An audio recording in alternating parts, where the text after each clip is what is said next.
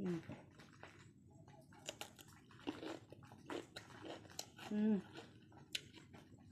nè, bằng bộ nữa mà hộp đừng ăn hết.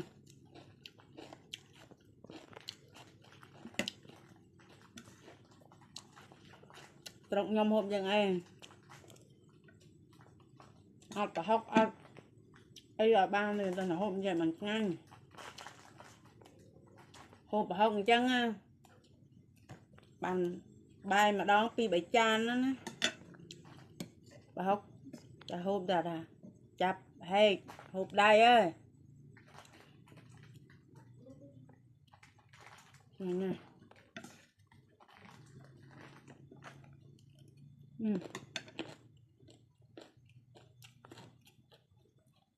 Nè bà mộ nghe nhỉ.